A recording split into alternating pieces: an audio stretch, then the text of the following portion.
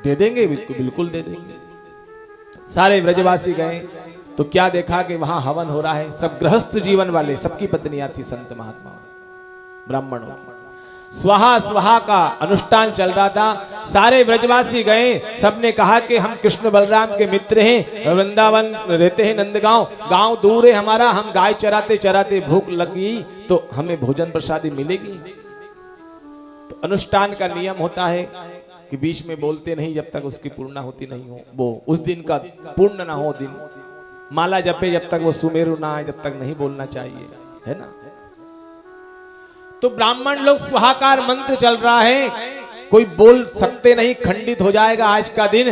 तो इशारे से कहा कि चलो भागो यहां से, अभी आज की आरती हुई नहीं है, भगवान को भोग लगाया नहीं है और तुम्हें दे रहे हैं वो कृष्ण बलराम ग्वालों के कहने से। अब सबको डांट कर भगा दिया, सब उदास मन से आए और कहा कि कृष्ण ने पूछा भैया लाए, तो कि लाए तो भैया दूर की बात है, गाली अलग पड़ी है। बड़ा अपमान किया है उन ब्राह्मणों ने, इन संतों ने। कन्हैया ने कहा कि हमने कहा था घर जाना, कहां गए, तो कि घर तो गए उन ब्राह्मणों के पास में। तो कहा कि घर कोई ईंट मिट्टी का नहीं होता है, पीओपी का बंगला घर घर नहीं होता, घर होता है गृहिणी। उनकी पत्नी के पास गए तो कहा कि नहीं गए, तो कि इस बार उनकी पत्नी के पास जाओ। कहना मानकर फिर गए। फिर उन ब्राह्मणों ने देखा स्वाहाकार करते यज्ञ मंडप से कि वापिस से आ रहे हैं, लेकिन हमारी ओर नहीं, हमारे घर के अंदर जा रहे हैं सब। अब सब अंदर जाने लगे तो सब स्वाहाकार कर रहे हैं, लेकिन नजर किसके ऊपर है, उन ब्राह्मणों की ग्वाल वालों सब अंदर गए हैं। उनकी पत्नियों से प्रार्थना की कि हम कृष्ण बलराम के सखा हैं, पास में ही कृष्ण बलराम गाय चरा रहे, उनको भूख लगी, हम सबको लगी, प्रसादी मिलेगी। इतना आनंद आया उन ब्राह्मण पत्नियों को सुनकर। अपने अपने रसोई में जाकर किसी ने क्या बनाया, किसी ने क्या बनाया, और सुंदर पकवान बनाकर थाली में सजा सजा कर सब तैयार हो गई। सारे ब्राह्मण लोग की दृष्टि गेट के ऊपर थी, अपने अपने दरवाजे। आगे आगे ग्वाले आ रहे, पीछे पीछे सभी की पत्नी आ रही। सबने इशारा किया कि चली मत जाना। तो एक ने कहा कि मेरा आदमी तो मना कर रहा है जाने के लिए। तो पड़ोसन ने कहा कि तू देख क्यों रही है, अरे आंखें तो दिखेगी। तो कहा कि हमें तो एक शक्ति मिली काय की, घूंघट करने की, हम देख सकते हैं लेकिन पता नहीं हमको कौन देख रहा है, घूंघट कर ले तू। उसने घूंघट किया। उस ब्राह्मण से अब रहा नहीं गया, उसने अनुष्ठान बीच में छोड़ा और कहा कि यदि चली गई ना तो वापिस से घर में नहीं आने दूंगा। सबकी ओर से मैं कह रहा हूं। लेकिन विचार किया कि जगत के पति से मिलने जा रही है, संसार का पति एक बार छोड़ दे तो कोई परेशानी नहीं। ऐसे बर को क्यों बरू, जन्म ले मर जाए, बर बरू गोपाल को जासे चुड़ लो अमर हो जाए। भगवान को भोजन पवाने के लिए अपने पतियों को छोड़कर सारी यज्ञ पत्नी ब्राह्मण पत्नी गई। वहां कृष्ण बलराम को अपनी गोद में बिठाकर पुत्र के समान भोजन कराया सबने।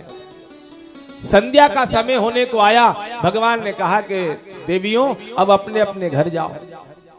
प्रभु किस मुंह से जाए, हम आ रही थी तो हमारे पतियों ने हमारा त्याग कर दिया है।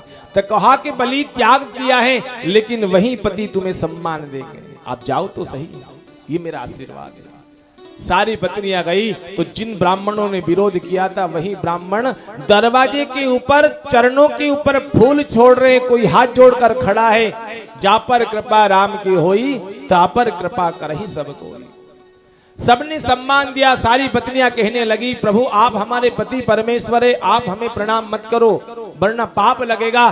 तो कहा कि नहीं नहीं देवी, हम बचपने से दिन रात भजन पूजन स्नान संध्या वंदन यज्ञ अनुष्ठान सब कर रहे हैं, लेकिन भगवान का दर्शन नहीं हुआ।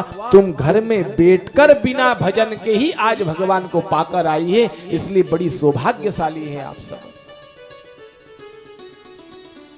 पत्नियों को क्या कहते हैं, अर्धांगनी है ना, और धर्म पत्नी संज्ञा दिए ना।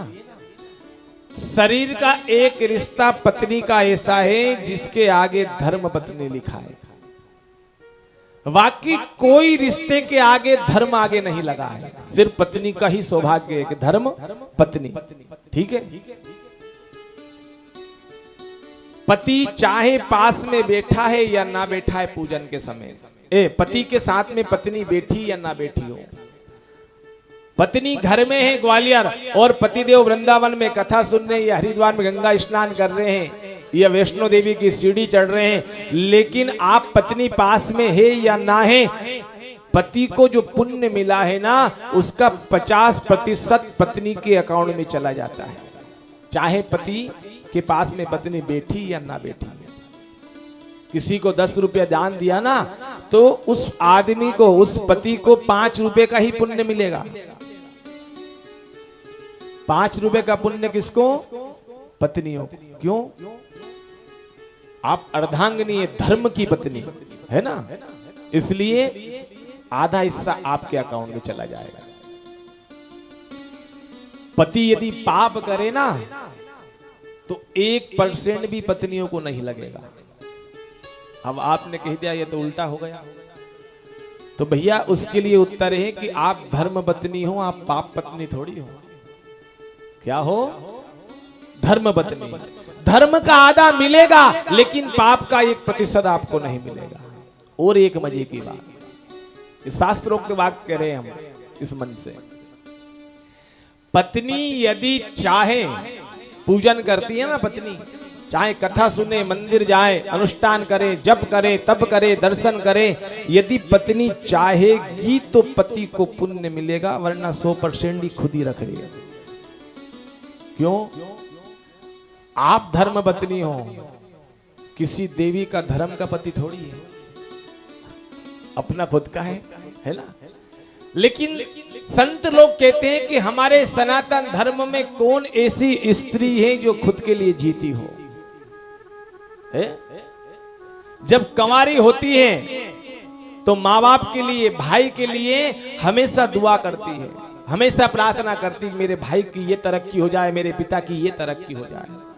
होती कि नहीं होती? शादी होने के बाद में पति के लिए वो जीती है। अरे करवा चौथ किसके लिए? पति की उम्र बढ़े। हरतालिका तीज किसके लिए? पति के लिए। खुद के लिए कोई व्रत बनाया है भगवान ने? और वो देखो करवा चतुर्थी का दिन चंद्रमा थोड़ी 10-15 मिनट लेट हो जाए ना तो दिन भर भूखी रहे, लेकिन वो चंद्रमा को गाली, न जाने ये बापड़े को आज ही लेट हो गुना। तो स्त्री का एक स्वभाव ऐसा है, ब्रह्मा जी ने स्त्री का एक शरीर ऐसा बनाया है जो जीवन में खुद के लिए नहीं जीती है। विवाह नहीं होता तो माता पिता के अधीन, विवाह हो जाता है तो पति के अधीन, वृद्ध हो जाती तो बहू बेटे के अधीन होती है। वो सबके अधीन रहकर भी अपने परिवार के लिए ही सुख शांति मांगती है, आज तक स्वयं के लिए कुछ नहीं मांगा। ऐसा स्वभाव स्त्रियों का होता है, दूसरा कोई पुरुष का नहीं होता है। ये होती है स्त्री। लेकिन उसको किसी ने नहीं अपनाया। दीदी मायके होती है तो माता पिता से पूछो तो क्या कहती है? पराया धन है। कहते हैं ना बेटी को, पराया धन है। उसने सबको अपना माना, लेकिन उसके लिए शब्द निकलता है पराया धन। जब विवाह हो जाता है, सास ससुर से पूछे तो क्या कहते हैं? दूसरे की बेटी है, चाहे वो अपना मान रही हो। ये होता है मात्र स्त्री का स्वभाव। कथा में जाओ, मंदिर जाओ, हर जगह माता बहनों की संख्या ज्यादा होती है। ये कथाकार लोग ना जाने स्त्रियों के ऊपर चुटकुला खूब देते हैं, है ना, लेकिन माता बहन भी बड़ी चाव से सुनती है। पहली स्वभाव वाली कोई ब्रह्मा की सृष्टि में स्त्री को देखा, खुद की बुराई सुन के यार उसके कथाकार की बड़ाई करे थे। 4 घंटे खूब चुटकुले दे स्त्रियों के ऊपर, स्वभाव ऐसा है, वैसा है, ऐसा वैसा है, और खूब कथा सुनकर आए और खूब आनंद लेकर आए। जितना स्त्रियों का त्याग है ना, हम पुरुषों का 1% भी नहीं है, ध्यान रखना, है ना। तो इन माता बहनों के ऊपर कृपा की ठाकुर जी ने, वो कथा सुनाई। इसके बाद में शरद पूर्णिमा की रात्रि आई। 365 दिन में सबसे उजाली रात होती है शरद पूर्णिमा की, है ना, 365 दिन में। और सबसे अंधेरी रात कौन सी होती है 365 दिन की? कौन सी अमावस्या? कार्तिक की, जिसको हम दीपावली पूजन कहते हैं। सबसे गहरी अंधकार वाली रात होती है, जिसकी लक्ष्मी के लिए हम तरसते हैं। तो यहां शरद पूर्णिमा की रात्रि आई, भगवान ने आज वरहा पीडम नटवर वपुः कर्णयो कर्णिकारम विभ्रद वाशा कनक कपिशम बेजयंतीम च मालाम रंध्राण वेणु रधर सुदया पूरयन गोप वृंदहि वृंदारण्यम स्वपद रमणम प्राविशत गीत कीर्ति। सुंदर भगवान ने मोर मुकुट का, मोर पंख का मुकुट धारण किया, सुंदर पीतांबरी बेजंती माला, बांसुरी लेकर शरद पूर्णिमा के ठीक रात की 12 बजे यमुना किनारे पहुंचे हैं और अपनी कमर से बांसुरी निकाली। भगवान ने 2 बार बांसुरी बजाई, पूर्णतः बजाई तो बहुत बार है, लेकिन भागवत में 2 बार वर्णन है। इति वेणु रवम राजन सर्वभूतो मनोहरम, एक बार बजाई तो सबको आवाज आई। आज जो बजा रहे हैं ना शरद पूर्णिमा के दिन, जिसको बुलाना है ना उसी के कान में आवाज आ रही है। और मात्र आवाज नहीं, जिसका जो नाम है उस नाम का उच्चारण सुनाई दे रहा है। सास और बहू, मां या बेटी, दोनों एक ही कमरे में काम कर रही है, लेकिन बहू को बुलाना है तो सास को सुनाई नहीं दे रही, बेटी को बुलाना है तो मां को नहीं सुनाई दे रही। ललिता तू भी आजा, विशाखा तू भी आजा, अनुराधा तू भी आजा, मालती तू भी आजा। तो सुखदेव जी कहते हैं कि ये जो गोपियां है ना, ये कोई साधारण स्त्रियां ही गोपी नहीं है। हमने एक दिन कहा था गो मतलब इंद्रिया, पी मतलब पीना। अपनी 10 इंद्रियों से जो कृष्ण की चर्चा पिए वो हर जीव गोपी है। दंड का आरण में मां जानकी को लेकर राम जी वनवास में चलते थे, तो जितने भी महात्मा लोग थे सबने पत्नी का भाव अंदर प्रकट किया। तो राम जी ने कहा कि भैया अभी तो संभव नहीं है, द्वापर में जाना गोपी बनकर। वहां बामन भगवान जब पहुंचे राजा बलि के यहाँ, तो वहां दैत्य कन्याएं थी, राक्षस कन्याएं, उनके अंदर भाव आया विवाह का। तो भगवान ने कह दिया द्वापर में आ जाना गोपी बनकर। मत्स्य अवतार लिया तो मछली की जितनी कन्या भगवान को प्रेम करने लगी। तो दंडकारण्य की सारी ऋषि मुनि आज गोपी बनकर आए। वहां राजा बलि के राज्य की दैत्य कन्या सब गोपी बनकर आए, वो मछली कन्या, मत्स्य कन्या सब गोपी बनकर आए ब्रजमंडल में। सारे मंत्र सब गोपी बनकर आए हैं। और जैसे ही अपनी नाम की धुन उस बांसुरी में सुनाई देने लगी, तो सुखदेव जी कहते हैं कि सब गोपी अंदर कार्य कर रही थी। एक पोछा लगा रही थी, है ना, लीपा पोती जानते हैं ना। पहले रसोई में गोबर का चौका लगता था, अब तो न जाने कौन कौन सा किचन बन गया है ना। तो एक गोपी गोबर का पोछा लगा रही थी। पोछा लगाते लगाते अपने नाम की धुन सुनाई देने लगी। उसने हाथ धोना तो दूर, वो पोछा लेकर ही दौड़ पड़ी भगवान से मिलने की। एक झाड़ू लगा रही थी, झाड़ू रखना भूल गई, झाड़ू लेकर ही चल दी। एक अपने चेहरे को संवार रही थी, अंजन लगा रही थी, काजल, एक आंख में लगा लिया, दूसरे में लगाने वाली थी। इतने में बांसुरी की आवाज, अपना नाम सुना, एक में लगाया ही नहीं और एक ही आंख से वो पहुंच गई। कोई अपने पति को भोजन करा रही थी, पति ने क्या मांगा क्या लाकर पटक दिया। कोई सास की सेवा कर रही, कोई बच्चे को दूध पिला रही है, कोई क्या सेवा कर रही, कोई दूध लगा रही है। सब अलग अलग गोपियां अपनी अपनी सेवा में लगी हैं। नाम सुना अपना बांसुरी में, प्रभु पुकार रहे हैं, प्रभु बुला रहे हैं। तो वही काम अधूरा छोड़कर सारी गोपियों ने दौड़ लगा दी और दौड़ लगाने के बाद में भगवान के समीप पहुंची है। और भगवान ने सब गोपियों का स्वागत किया।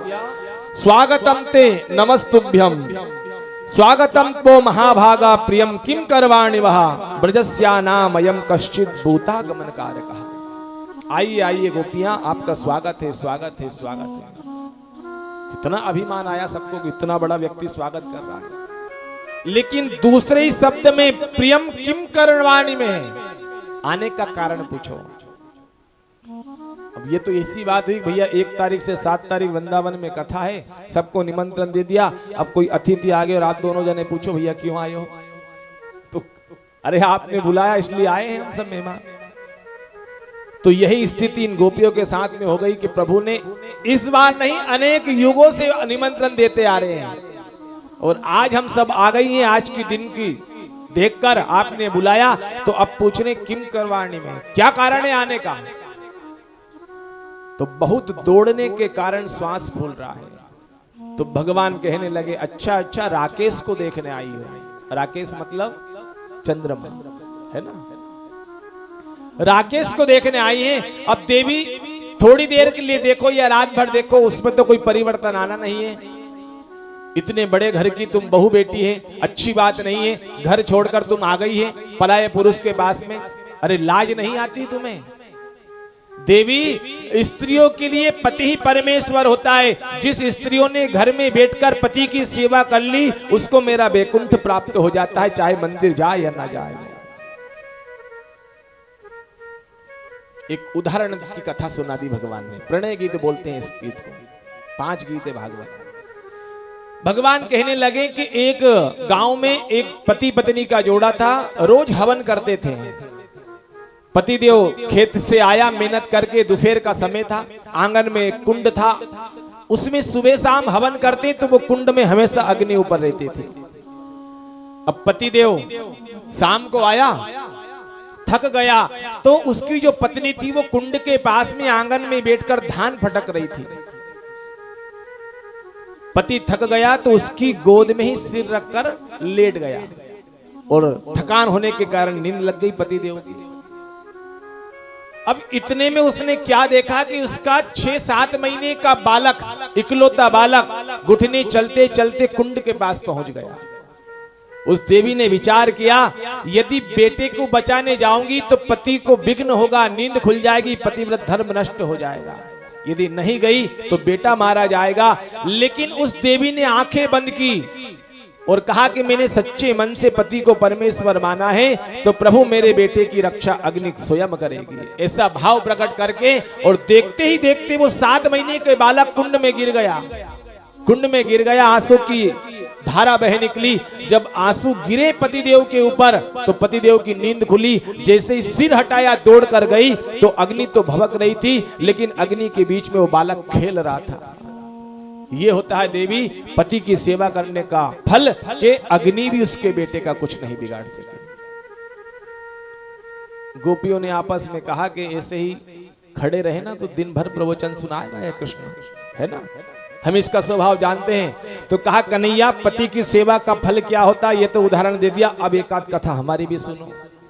तो गोपी सुनाने लगी कि एक पति पत्नी वहां भी किसी गांव में था, खूब प्रेम करते थे आपस में दोनों के दोनों। अब पति को कमाने के लिए, व्यापार के लिए कहीं जाना था दूसरे शहर कुछ दिनों के लिए। पत्नी ने कहा स्वामी मैं आपके बिना जीवित नहीं रहूंगी, मैं आपकी सेवा करती हूं, यदि 8 दिन सेवा नहीं करूंगी तो मेरा धर्म नष्ट होगा। पति ने कहा कि देवी जाना तो पड़ेगा, वरना गृहस्थ जीवन कैसे चलेगा। एक काम करिए, मिट्टी की मूर्ति में दे देता हूं, इसी को पति मानकर तू सेवा कर। अब प्रतिदिन सुबह स्नान करवाती है उस मिट्टी की मूर्ति को पति मानकर, साथ में भोजन कराती है, साथ में पंखा, भोजन करते समय पंखा जलती है, चरण दबाती है, खूब सेवा करती। 8 दिन निकल गया। अब एक दिन मिट्टी के मूर्ति को पति मानकर वो देवी सेवा कर रही थी। उसी समय उसका पति ओरिजिनल आ गया बाहर दरवाजे में, अंदर से दरवाजा की सांकल लगी। पति आवाज लगाए देवी दरवाजा खोलो, देवी दरवाजा खोलो, देवी दरवाजा खोलो। अब उसने विचार किया कि यदि उड़ जाऊंगी तो सेवा नष्ट हो जाएगी। गोपियों ने कहा बता कान्हा, उस देवी को उठना चाहिए नहीं उठना चाहिए? कन्हैया ने कहा कि ये भी कोई पूछने की बात है? अरे मिट्टी के पति की सेवा कब तक कर रही थी, जब तक उसका आदमी नहीं था। अब सही का पति आ गया है तो फिर मिट्टी को छोड़ो और उसकी सेवा करो। गोपियों ने कहा कृष्ण हम भी यही कहना चाहती हैं, ये शरीर के पति को हम छोड़कर आई हैं, शरीर के पति की सेवा करती रही कब तक, जब जगत का पति नहीं मिला। अब जगत का पति तू मिल गया है और वापिस से कह रहा है घर जाओ और पति की सेवा करो। इस प्रकार उदाहरण दिया भगवान को। तो भगवान ने परीक्षा ली, परीक्षा में सब उत्तीर्ण हो गई। रास प्रारंभ हुआ। कोई गोपी का भाव कि मैं अकेली कन्हैया अकेला, किसी का भाव हम 2 कन्हैया 1, किसी का भाव हम 4 कन्हैया 1। ऐसे रास प्रारंभ हुआ। लेकिन भगवान तो इन ग्वालनों के प्रेम के कारण रास में आए थे आज। लेकिन उन गोपियों को अभिमान हो गया। क्यों? कोई गोपी थक जाती है, बैठ जाती है, कन्हैया पूछते हैं गोपी थक गई है? हाँ लाला पैर दुख रहे हैं, तो भगवान उसके पैर दबाने लग जाते उन ग्वालनों के। कोई गोपी पसीने में तरबतर हो रही है तो उसका पसीना अपने दुपट्टे से पूछने लग जाते हैं। कोई गोपी को साड़ी का पल्ला ठीक करने लग जाते, किसी गोपी का बाल ठीक करने लग जाते हैं। लेकिन इन ग्वालनों ने विचार किया कि हम सुंदर है ना, इसलिए श्याम सुंदर रीच गया है हमारा, है ना। तो जहां होता है अभिमान वहां से भाग जाते हैं भगवान। इन गोपियों को अभिमान हुआ, उसी समय भगवान उस रात से अंतर ध्यान हो गए। सारी गोपी कहने लगी तेरे पास है, तेरे पास है, तेरे पास है। सबने कहा कि हम किसी के पास में नहीं है, कहां गया है? तो कहा कि ढूंढो।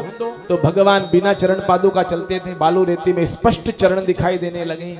भगवान के सीधे पैर में शंख चक्र गदा और पद्म का चिन्ह था।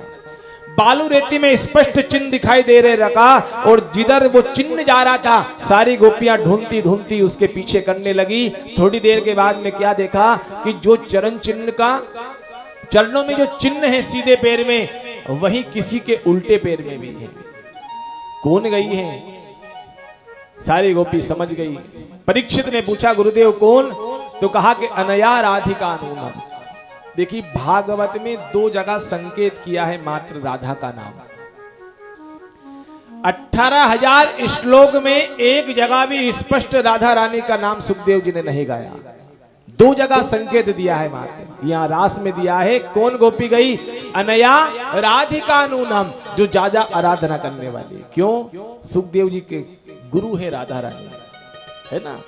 बड़े पुत्र का, पति का नाम, गुरु का नाम, कंजूस व्यक्ति का नाम, ये जीव को लेना नहीं चाहिए। कृपण जो होता है ना, उसका नाम भी नहीं लेना चाहिए। तो यहां राधा स्पष्ट नाम नहीं लिया, ज्यादा आराधना करने वाली कोई गोपी है।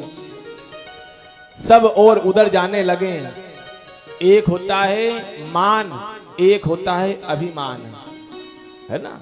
एक होता है मान, नाटक करना, एक होता है अभिमान।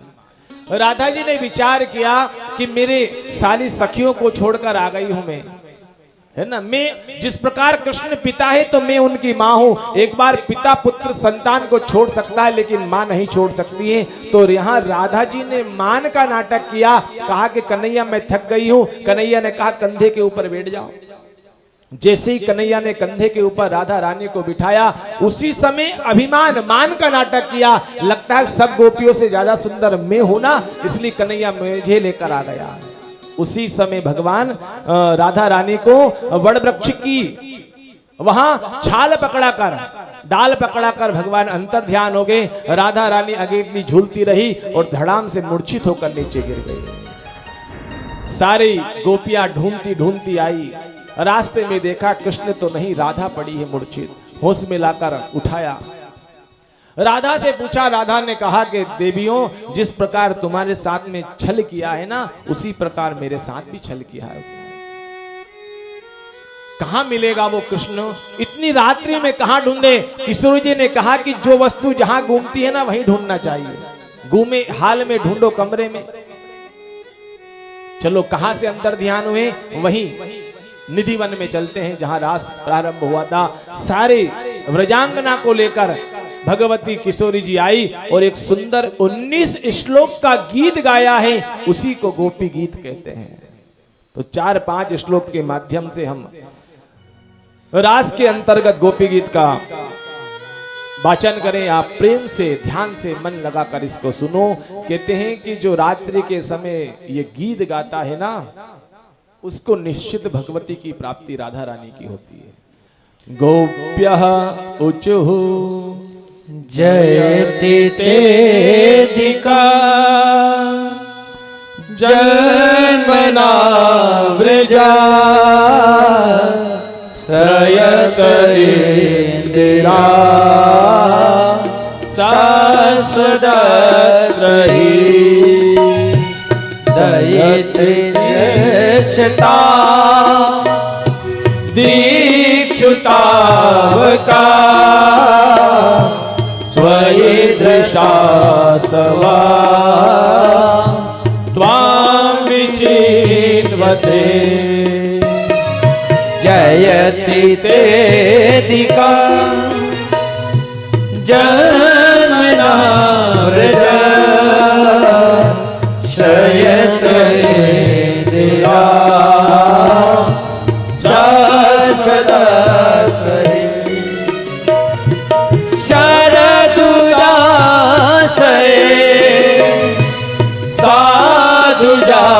सात सरसी जोधरा श्री मुषादृशा सूरत नाथ ते अशुल्क दासिका वरदनी न तो नेह के बधा जयति ते धिका जन्मना व्रजा श्रयत इंदिरा सस्वदत्र विष जलापया व्याल राक्षसा वर्ष मारुता वेद्युतान जयति ते दिकं जन्मना व्रजा शयत इंदिरा शाश्वतत्र हि वृक्षमयात्मजा विश्वतो भया दृशवते वया रक्षिता न खलु गोपिका नंदनो भवा अखिल देहिना अंतरात्मधि विघन सारथि तो विश्वगुप्तये सख उदेवा शाश्वतांकुले जयति ते धिका जन्मना व्रजा श्रयत इंदिरा शाश्वतत्र हि तव कथामृता तत्व जीवन कवि विदीर्णिता कल्मषापः श्रवण मंगला श्रीमदान्तिकं भुवि गृह्णन्ति ते जना पूरिता जना जयति ते धिका जन्मना व्रजा शयत इंदिरा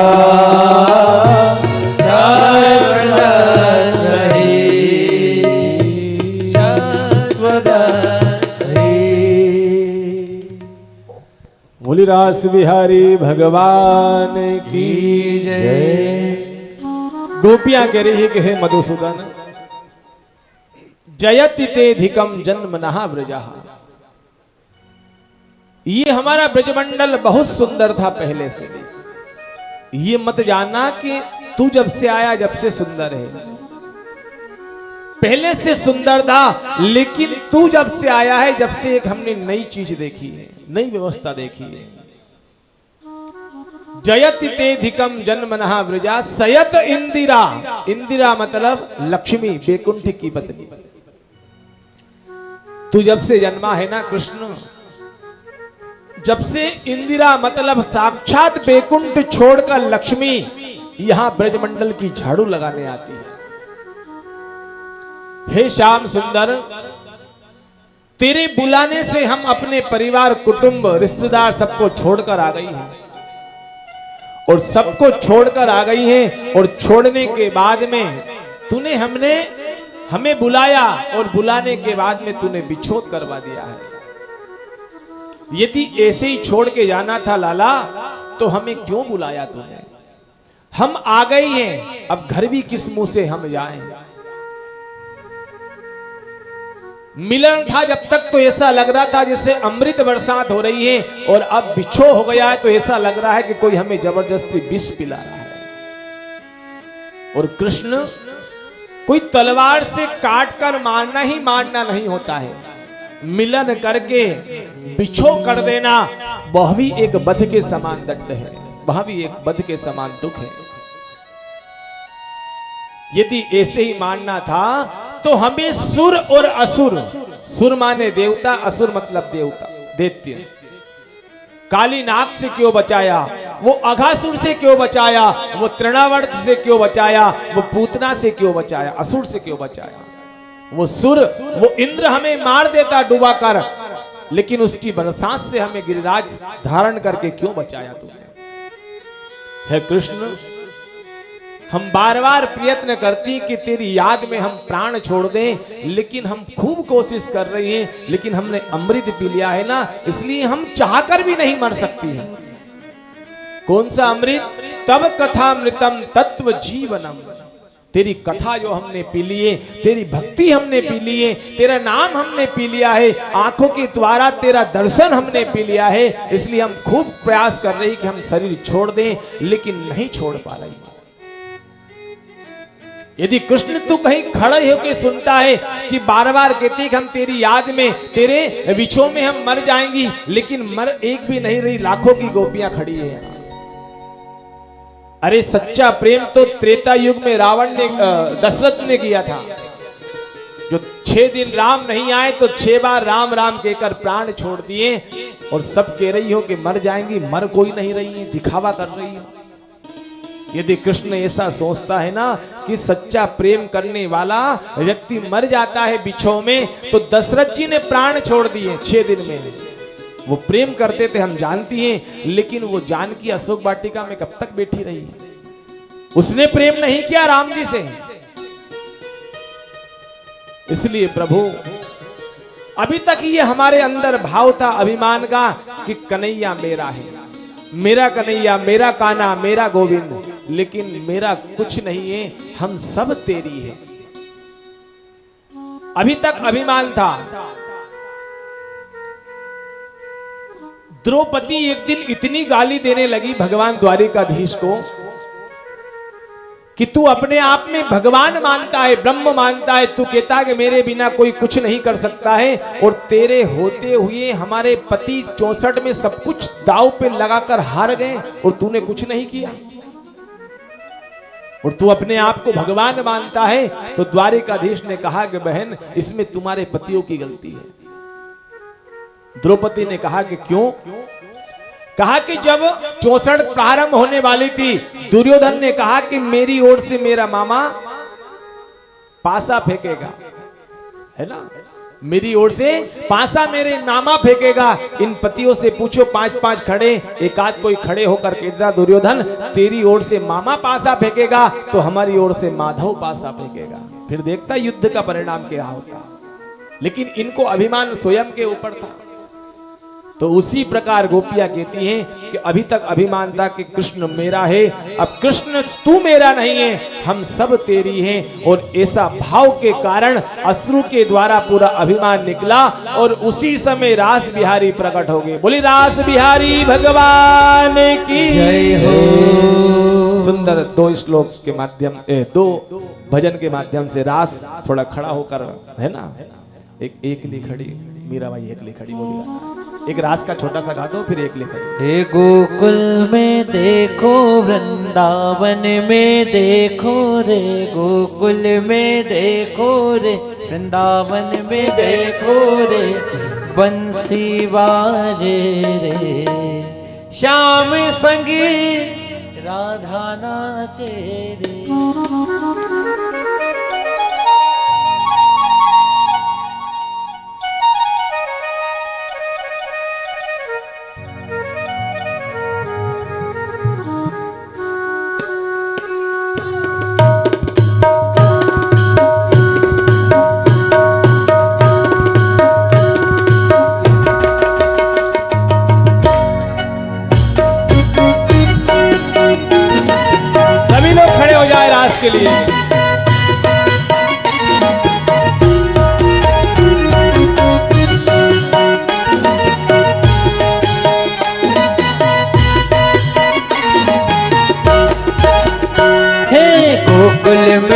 देखो वृंदावन में देखो रे, गोकुल में देखो वृंदावन में देखो रे, बंसी बाजे रे श्याम संग राधा नाचे। गोकुल में देखो वृंदावन में देखो रे, बंसी बाजे रे श्याम संग राधा नाचे रे। ओ नाचे रे नाचे राधा नाचे रे। जय हो।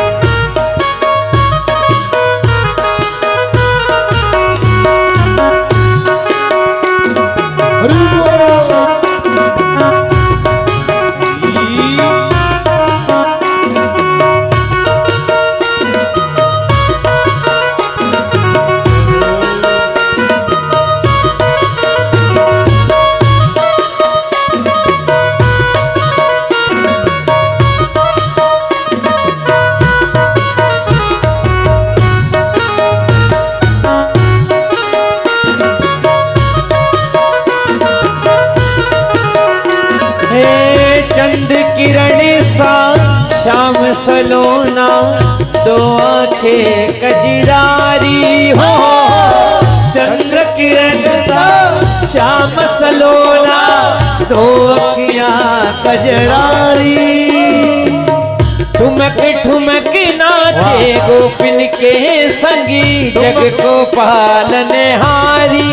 ओहो ओहो ठुमक ठुमक कर श्याम नाचे, जग को पालन हारी।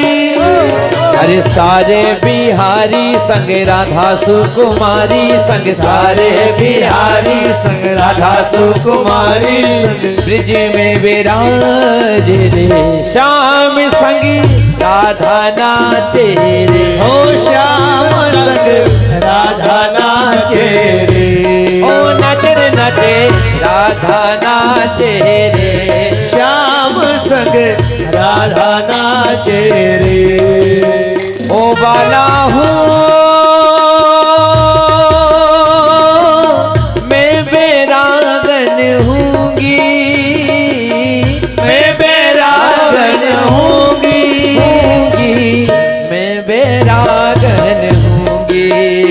ओ मैं बैरागन हूँगी। ओ कहाँ तो कसुमल साड़ी मंगा दूँ, कहाँ तो कसबल साड़ी मंगा दूँ, कहूँ तो भगवा भे,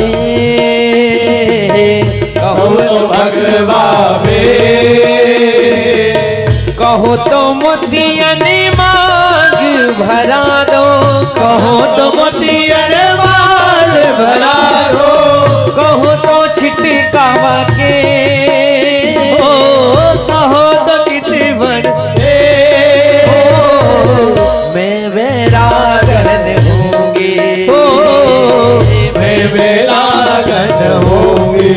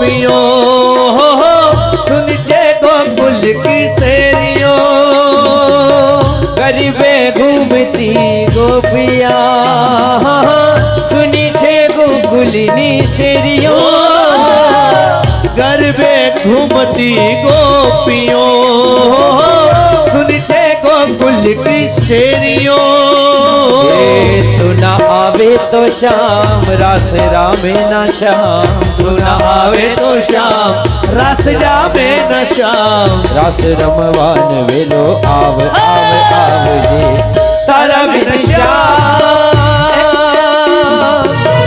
एक लड़ू लागे तारा बिन श्याम एक लड्डू लागे रस रमवान वेलो आव जे रस रमवान वेलो आवजे ओ तारा बिन श्याम नु एक लड़ू लागे रस रमवान वेलो आव आव हो तारा बिन श्याम ने एक लड्डू लागे रस रमवान वेलो आवजे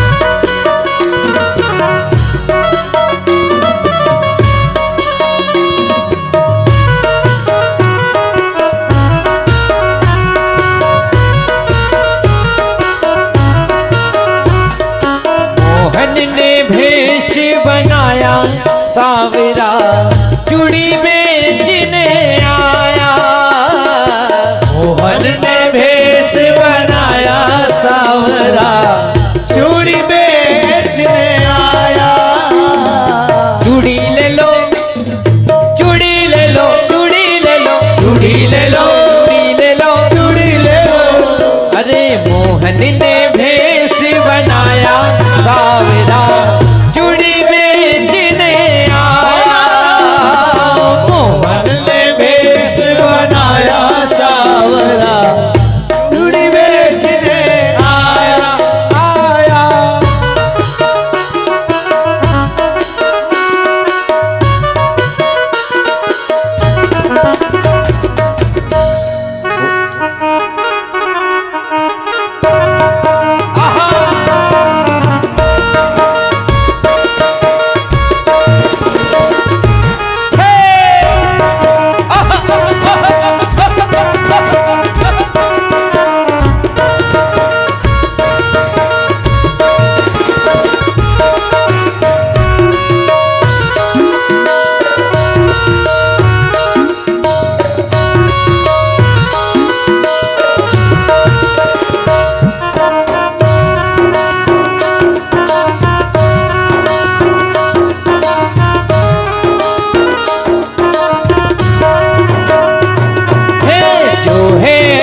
बेला मधुनैनो वाला जिसकी दीवानी ब्रिज की है वाला वो कृष्णा है वो कृष्णा है वो कृष्णा है वो कृष्णा है जय हो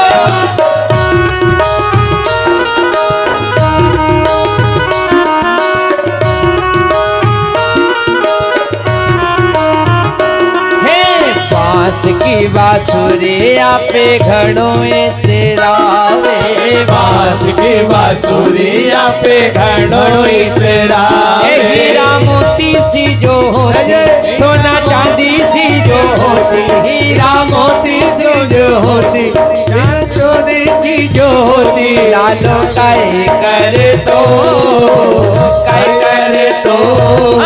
बांस की बांसुरिया पे घड़ों तेरा रे हो जय हो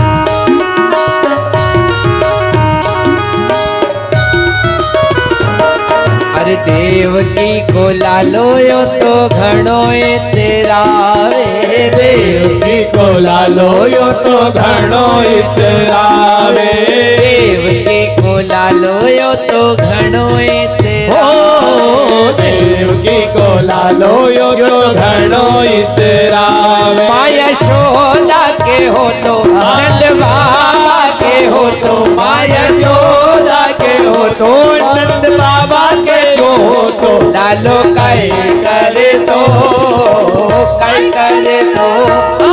आज के बसुरिया पे घणो इतरावे हो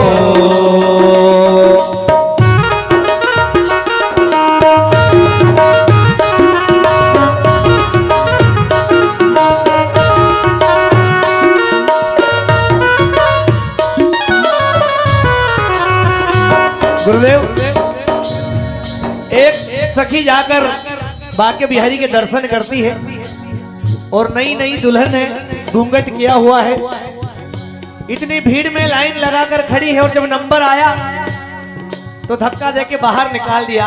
तो वो जाकर अपने पति से कहती है कि इतनी देर से लाइन में खड़ी थी लेकिन नंबर आया तो बाहर निकाल दिया, दर्शन नहीं हो पाए। तो वो क्या कह रही है, घूंघटियो घूंघटियो घूंघटियो आड़े आग्यो जी घूंघटियो आड़े आग्यो जी थाने देख कोनी पाई बाबा श्याम घूंघटियो आड़े आग्यो जी थाने देख कोनी पाई बाबा श्याम घूंघटियो आड़े आयो जी मारो माथो मारो माथो मारो माथो चक्कर खायो जी मारो माथो चक्कर खायो जी थारे देख कोनी पाए बाबा श्याम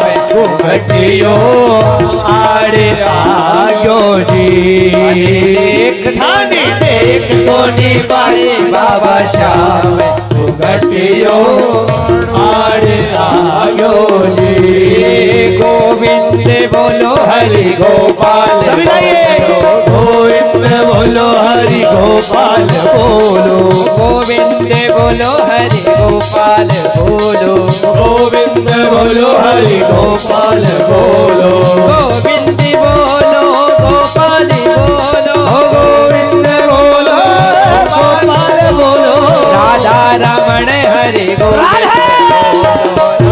रमण हरि गोविंद बोलो श्री राधा रमण हरि गोविंद बोलो श्री राधा रमण हरि गोविंद बोलो श्री राधा रमण हरि गोविंद बोलो राधा रमण हरि गोविंद बोलो राधा रमण राधे तू बड़ी भागिनी कौन तपस्या की गोविंद बोलो तीन लोक के तारण हरण सब तेरे अधीन जो मैं सो जानती बोलो राधे राधे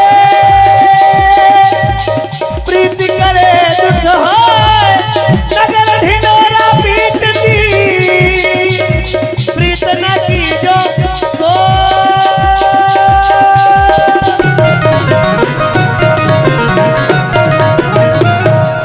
बोले दास बिहारी भगवान की जय राधे रानी सरकार की जय श्री गोपेश्वर भगवान की जय। बैठ जाइए सभी लोग।